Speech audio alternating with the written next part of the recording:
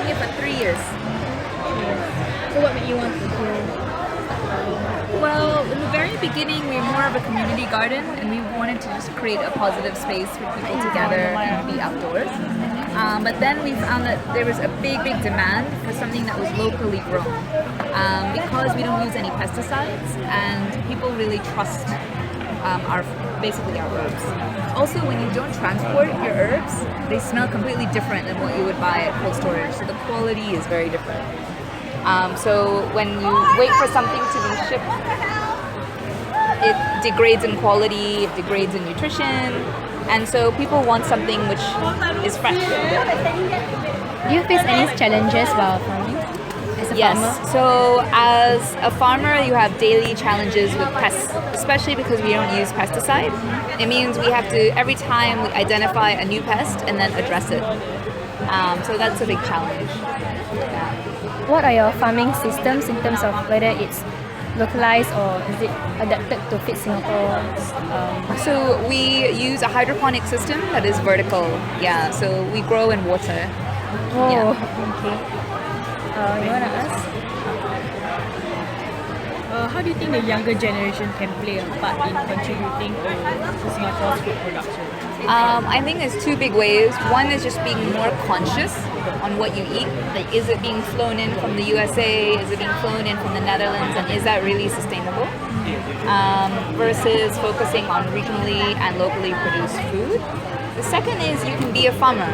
Like, nobody thinks about like going into farming as a business, but it's actually really fun. And like new way of doing high tech farming is not like you picture in your head this like guy breaking his back and like in the sun or whatever. It's not like that. So we have a very young team, as you can see, and we all really enjoy it.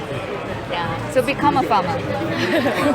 Are there any government initiatives to support the local farming community? I think the government is very much supportive of local food production. So as part of their vision, as a part of like future of Singapore, urban farming is very much a part of that.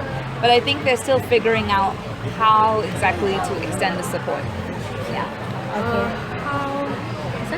Does the farm actively work with any local or overseas business partners, or is it just... Yes, so we work with NGOs like Minds. That is an NGO that works with people with Down syndrome. And so half of the transplanting of our seeds, like having the seeds go to seedlings, that process is managed by Minds. Then I would say all of our customers are local. So Salad Stop is one of our biggest customers. Grand Hyatt is one of our biggest customers. Yeah. Last question. Do you think Singapore will ever reach a point where we can depend 100% on our own production of food? I think it's possible, but I think it'll take a long time. So probably no, not in the next 5 years.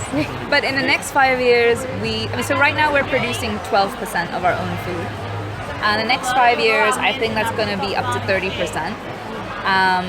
So maybe, in 15, 20 years, it's possible. Yeah. Okay. Do you mind to take a picture with you?